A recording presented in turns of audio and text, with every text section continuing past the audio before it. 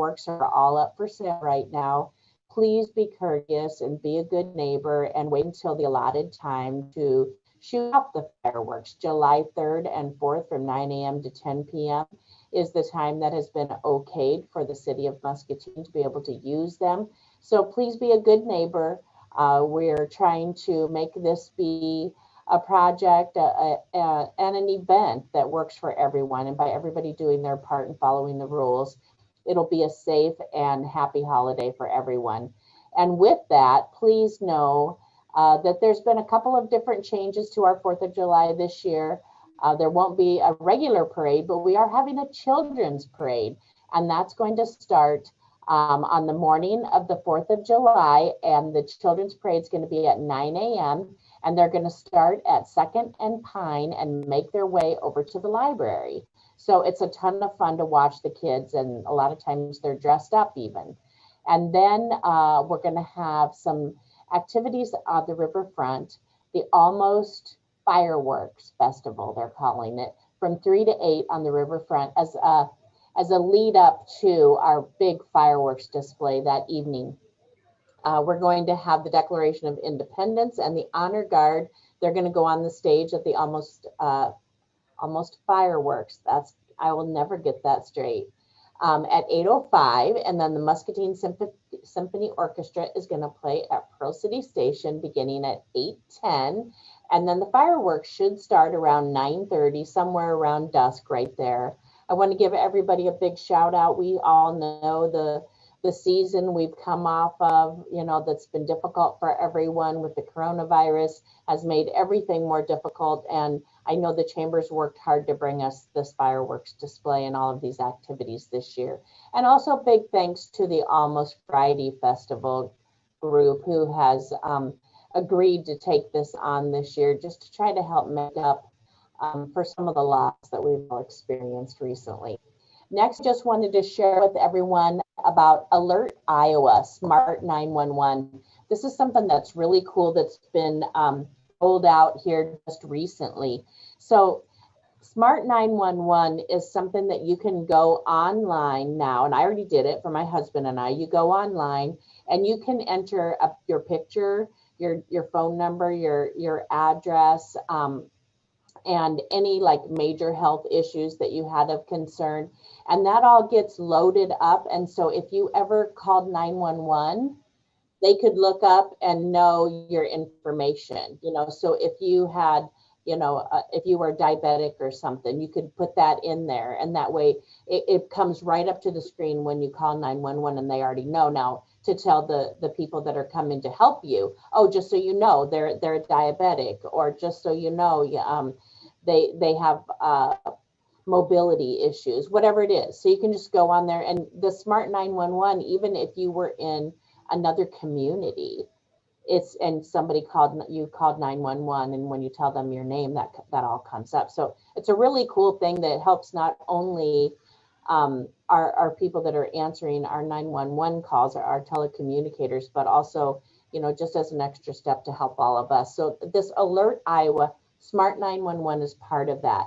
And the Alert Iowa, once they have your address in there through the Smart 911, then wherever you go, there's a QRS code at different locations, and you can let them know, like we're going to be at Salisbury, you can put your phone on there, and anything that comes up for weather in that area, or any kind of alerts or missing children or whatever, it's going to go right to your cell phone. So it's really good technology that's being able to help everything be able to access quicker and better information for everyone. So you can go to the Emergency Management Facebook page or website, or Muscom's, either one of those, and sign up and click on the link and go to Alert Iowa and add all of the information. And once you do it, then it's there and you're done, and you'll get alerts on your phone to any kind of dangerous things coming up that you need to know about.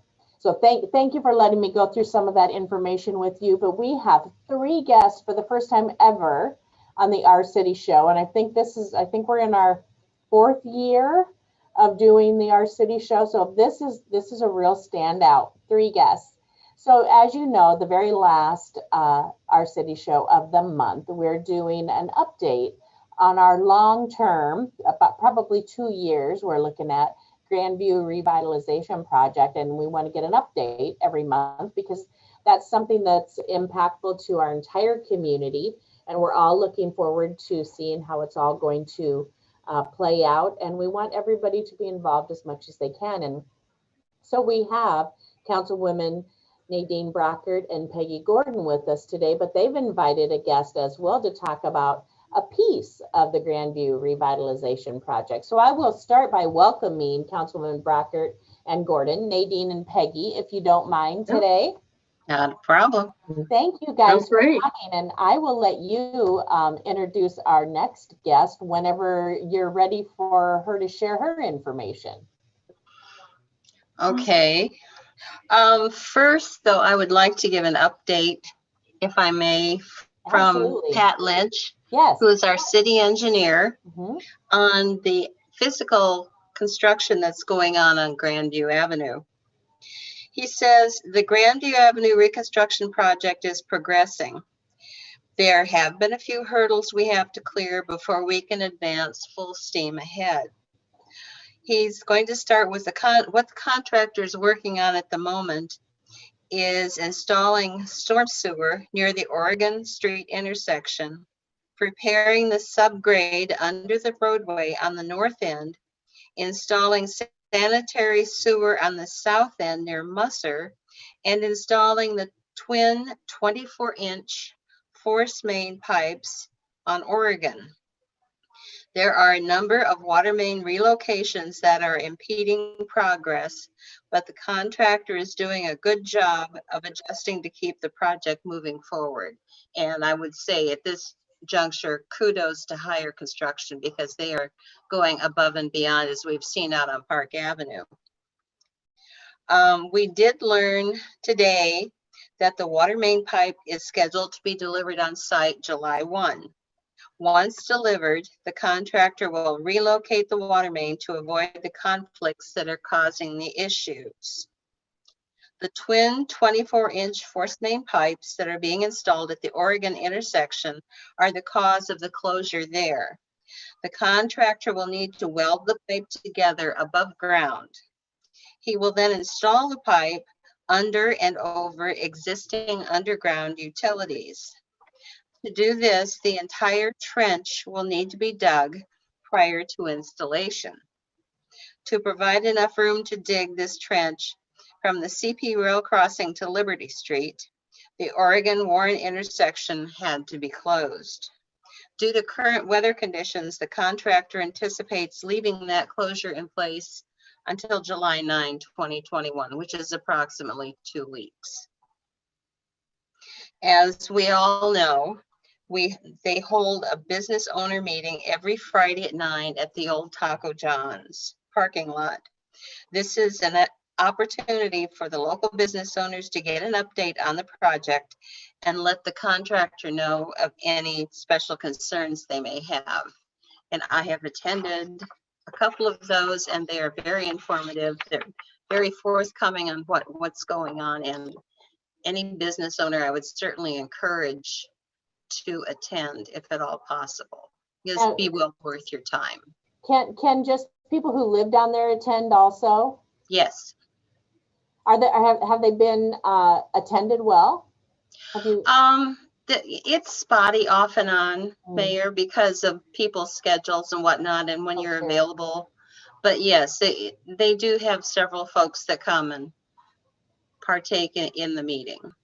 You know, and I heard Pat say once that if a business had questions and weren't able, because of timing, to make that meeting, for them to call, and they would try to make arrangements to give them a one-on-one, a forum for them to be able to ask whatever questions that they had. And that is still the case. Service. Yes. Some of it always seems to me like the biggest hurdle that we have is communication.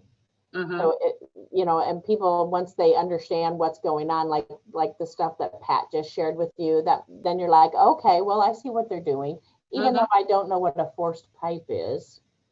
Water. I don't need to know. I don't need to know that. No, I've learned a couple things. The sewer pipes are gravity, water mains are forced. So you can't just use the same pipe in a sewer application as you have to use in a water application. I didn't know that. Yeah. There you go. Good. Okay, so the Grandview Revitalization Project, though, just to refresh everyone's memory, that is not just the road construction. That's correct. What else does it encompass besides the road construction? Well, the road construction was sort of our foundation because it was already planned for and budgeted, and it's a DOT project. And instead of just making it from 4 lanes down to 3, it's also doing, it sounds like, some great infrastructure work that needed to be done. But then we also identified, Nadine, myself, Kelsey, Mayor, yourself, identified other pillars that we needed some attention, like economic development, business support, recreation. And then the one that's got a lot of leverage right now is our residents. How do we help them? And like I said, it's not just the road that we're referring to, it's beyond the street. So again, just to refresh everybody's memory, it's everything from Hershey over to the bypass, down to the river, back to Carver Corner, down Hershey. So it's a wonderful neighborhood that we just want to have some focus on and help refresh it and brighten it up and make it our southern gateway. So, because that's where, a lot of people come in that way to Muscatine. So the whole, you're right. We want the entrance to the community to be welcoming. We don't want just to turn and go up the bypass, even though they need to do that to go to the high school, go to the mall. But we want them to come in and go, oh, great, we have great businesses down here, or this is how I can get to the soccer complex. We have wonderful recreation. Or it's the fastest pathway to get to downtown. So we need to brighten that up a little. So, and there's a lot of great residents. And there's so many people coming in to that area. Like you say, Kent Stein Park and the soccer complex are packed on the weekends. And they don't just bring the athlete, but they bring the athlete's entire family. So you have these, every hotel, we learned that recently with the Hershey project, or the Hershey Manor complex, every hotel room is already taken. They're all reserved in Muscatine. And so those are filled with people that are wandering around down in our South End, our Grand area. So we want that to be welcoming and inviting and have everything that they need there. So probably one of the first things, we've got the construction. You had a great report from Pat Lynch, and I would recommend, if you have the opportunity, to go to the project meetings. I went to the ones on 2nd Street, and they do a great job between the contractor and our city team. But so the next big thing is, how do we involve the residents, and then how we planned for an intern this summer who reports up through our community development. We report to Jody.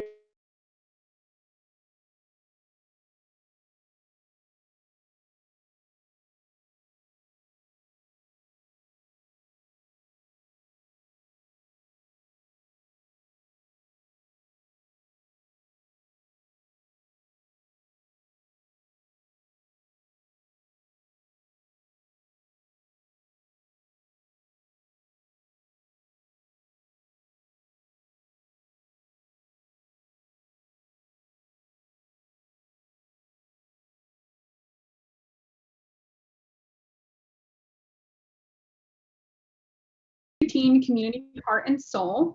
And like Peggy said, this is a national program that Jody identified as the model that this project will use. So this has been designed for small cities and towns. It's been used in over 90 small communities across America to really revitalize communities by figuring out what residents want and going from there. So the model uses 3 key principles: involving everyone, focusing on what matters, and playing the long game. And as you mentioned, Mayor Diana, this project will take 2 years. So it's really keeping in mind that the things you identify will take time, and also really making sure the things you identify come from as many residents as possible. So the program will pilot in South End as the Grandview Revitalization Project is happening, and we'll work in South End to gather as many resident feedback stories and surveys as we can. This is a tool that we will use to really figure out what residents want. So we'll use a few avenues to do this. One, we'll have a community survey come out here in the next couple of weeks that has a few questions that we'll ask you to answer about why you live in Muscatine, what you love about Muscatine, maybe you could change, and that will help us figure out some of the things that we might want to improve about our community, as well as hosting events to get to know our neighbors better. So community forum events, block party style events, to have a good time with the people in our community, but also have genuine, meaningful conversations about what can we do to make our community a better place, only for our residents to live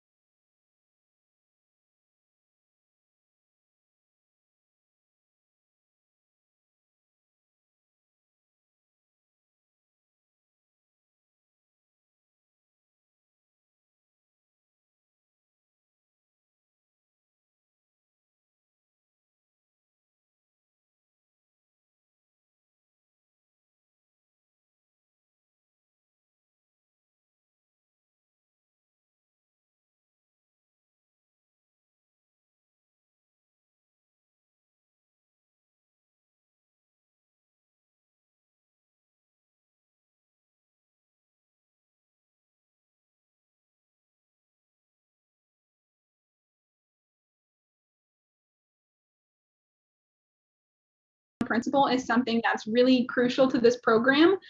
So if you are someone that thinks, I wish they would have asked what we thought before, or I liked this, but I wish it would have had this.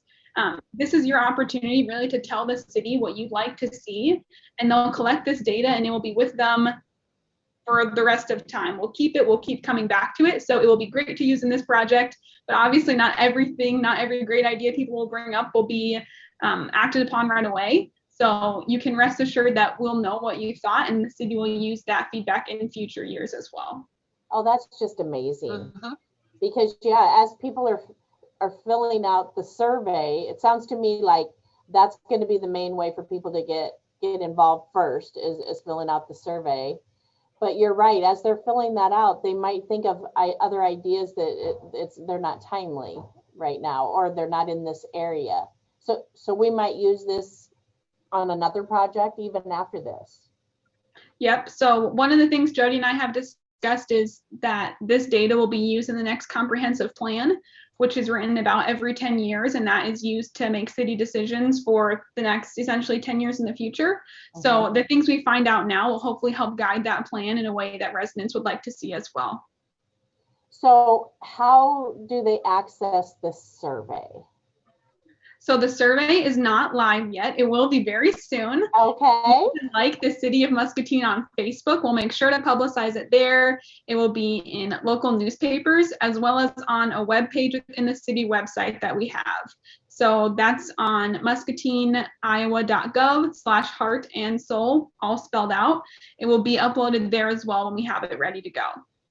Now, everybody, when you're asked to fill out surveys, everybody's like, oh, I'm busy, or I don't have time.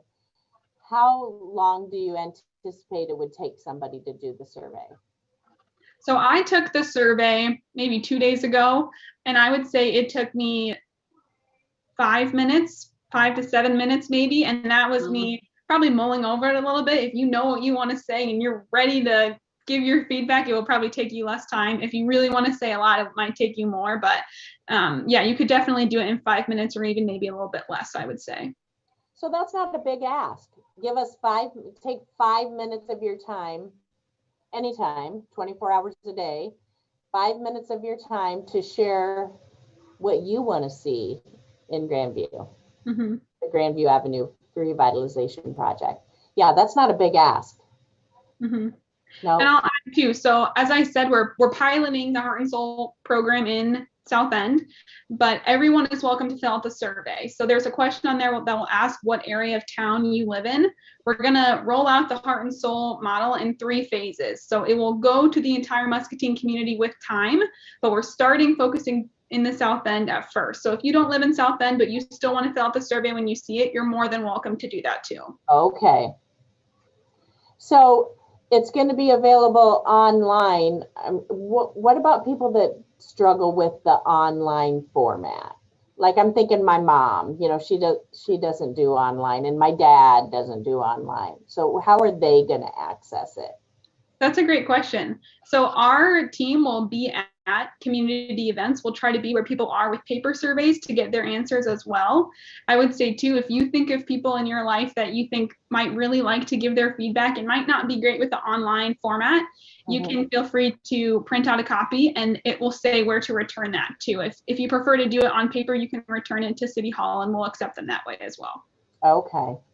But it sounds like you're going to be hitting people up so they know, you know, at activities and events, maybe churches, meal sites, different things like that. Yeah, exactly. Okay. So do you want everybody to only do it once? If you didn't say everything you wanted to say the first time and you want to get back on, you can feel free to do it twice. That doesn't make a difference to us. We want to make sure we get everything you have to say. So you can rest assured that you only need to do it once, but if you want to do it twice or 3 times, you're more than welcome to. Okay. So do you need, if you're going to events in different places like that, you probably can't be at all these places at once. So do you need help with that? Yes, well, I wish I could be everywhere at once. We definitely are welcoming volunteers, and volunteers will have many different roles depending on your interests. So volunteers can be from the South End area where we'll start the program and have most of the events for this first phase here, but you can also be from all over town as well. We have a few different what's called subcommittees. So based on your interest, we'll put you in the right place. That could be planning events, listening to resident stories. That way is a way we collect data too of, you know, tell me your favorite memory about Muscatine. And that's something that we'll take into account for what the city might do to improve our community. Communications teams that will help us market and get the word out about the events and the surveys. So if you're interested in volunteering, you can visit the webpage I mentioned earlier, muscatineiowa.gov/heartandsoul, and there's a volunteer form link on there. And that will go right to me, and I will contact you as soon as possible to get you connected. We'll have an information session that will do an activity that will kind of help you get a taste of what this model is going to do in our community. And then we will use your great talents to improve Muscatine in whatever way we can. You know, a lot of times you hear people say they want to be involved and they want to help, and this is a perfect way to do that, isn't it? Mm-hmm. Yeah. So, you know, I heard talk of like a logo for the Muscatine Heart and Soul Project. So it's a, can you pull that up, Chad? That logo, is that going to be something whenever they see that, then they're going to know that that's what it's about? Yes. So no like matter where? What did you ask? No matter where where it's at? Okay. Yeah, so like I said, we'll be where the community is to the best we can. You might see us at Kenstein Park on a Saturday when it's busy with families that are there for the day with their kids playing baseball or softball, or at the farmers market. And when you see that logo, you can know that we are so excited for you to come talk to us and welcome your stories and your feedback about Muscatine. That logo is printed on a giant banner that you can look out for, and you'll know that you're in the right spot. I think it's great. You know, I was just talking, you know, as we just did our water tower lighting ceremony the other night, and I was saying in it that how important it is to me, how much more special projects are when they have the community input, you know, and we had that on the water tower, and that just how much more special it is when you know that everybody got to raise their hand and say, well, this is what I think. And I like this, and I don't like that, you know, and this is an opportunity for us to have the Grandview project be one of those, that Mhm. everybody got to be involved, and we asked everybody what you think, and that's community. That's really what it is. That's community. Yeah, I can't agree with you more. I think especially as a young person, I come back to Muscatine to work in the summers when I can. I love the Muscatine community, and knowing that the leadership in Muscatine values what the community thinks and is putting time and resources into getting that feedback is super important personally to me. If you're also a young person that is interested in these things, there are so many volunteer opportunities for you if you have more time over the summer. And I would love to get in contact with you to get you connected to that too. So fill out that volunteer form if this all sounds exciting to you. Sounds great. Peggy, did you have something to add? Yeah, I just want to tag on to the volunteer because, like Megan said, she's got more event-based or lots of opportunities that could be an hour, could be several hours, which is exciting, and we need volunteers there. But we're also looking for a couple more core volunteers for our Grandview quarter project overall, which might take monthly meetings and such. So, we've got a couple residents, we've got a couple business owners, but we're trying to flush out with maybe a couple more. So it's not just city elected officials or city department heads, but we want to make sure that our core team involves residents and business owners too. So you could probably still use that same form if you would like to be part of the core team with Nadine and I and the mayor and Kelsey and Jody.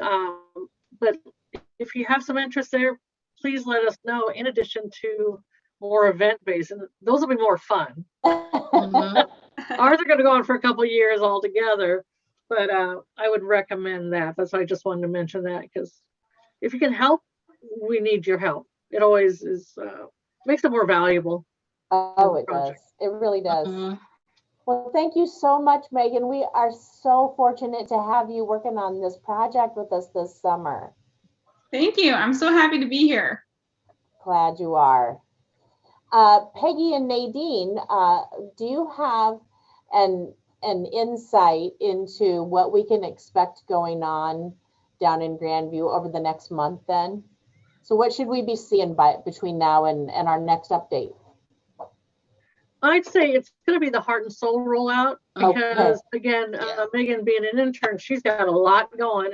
And we want to get that started because she sort of threw down a goal from another community that said a much smaller community returned about 1,000 surveys. Wow. And that's a wonderful goal. We need to, start that so we can get them back and stuff. So looking forward to that and helping out however we can. And then we need to start, the next thing I'd like to do is start meeting with the businesses. They're going through a tough time with the construction. That always happens, but we need to, and they have a longer lead time to plan things. True. So get some conversations now so we can start seeing what do they need as a business owner who may or may not live in Muscatine, but what can we do and what's their thoughts? So I'd like to see that sort of pick up now. Sure. And it sounds like Pat's working right along on the construction pieces. Yes. We had a Riverbend neighbor meeting on Monday night, and our numbers weren't great, but I'm hoping that those folks went home and discussed with their families and friends and maybe get the ball rolling, little by little. Because I think what we need to emphasize with this particular project is that it's not top-down driven. We're not saying, oh, this is what we think you want, and they're saying, I didn't want that.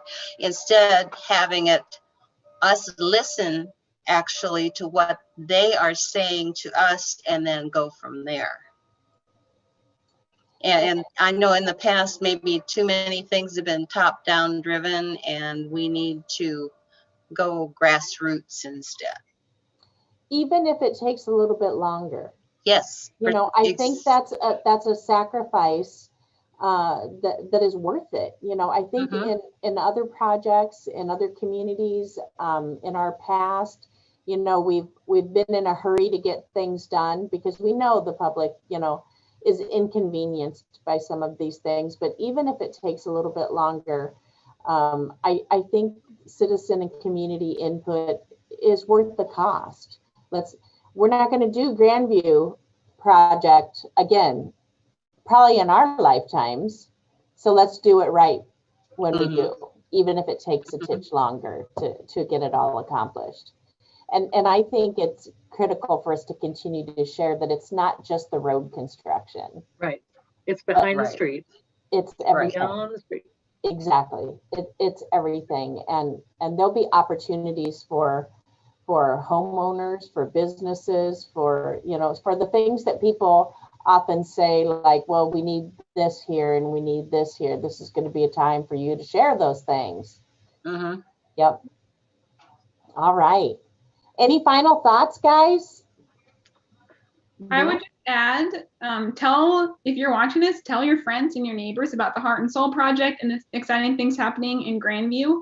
Word of mouth is a very powerful tool when we're talking about community engagement and how to get more people to know about this project. So if you think of people that you think would be interested, please feel free to spread the word. So is there going to be a dedicated Facebook page to Muscatine Heart and Soul, or are we going to be just part of the cities? You can like the City Muscatine Facebook page. That's what we're using for now. Just the City of Muscatine. All right. Sounds great. Thank you guys for joining me today. And thank all of you at home. I just had a couple quick announcements. Next week, our guest is Mike Ruby. He's the current chair of the Salvation Army of Muscatine Advisory Board. And he's going to talk to us about some of the projects and things that Salvation Army is working on right now. Please remember, there's no council meeting tonight. I was going to invite everybody to the Almost Friday Fest, but it has been canceled because of weather. Unfortunately, it was canceled last month, and now this month. That's one thing that we absolutely can't control. And they do have to make the call in the morning. You know, we have vendors coming in and setting up. We have, you know, porta potties coming in, you know, the band and all of the setup. So it's not like you could just cancel an hour ahead. So they have to make a very, very difficult decision on what's the weather going to be like and how are we going to be able to have our event. And so they had to make that call this morning. And I know it was very sad for them because they love this event, as does the community. And so they have announced that the Tim Stott Band, who was going to play tonight, will be playing on Friday, September 24th. They are going to have an event on September 23rd, their regular Almost Friday Fest, and then September 24th, Tim Stott Band will be playing at a special Friday Fest. I guess there's no almost in there. And then on Saturday will be the Oktoberfest in September that they've been talking about for a while. So there'll still be plenty of opportunity for fun coming up, and we'll just chalk this up to weather, not much we can do. Big thanks to our guests, Peggy Gordon and Nadine Brockert, our local councilwomen, as well as Megan Custis for giving us this update on the Grandview Revitalization Project.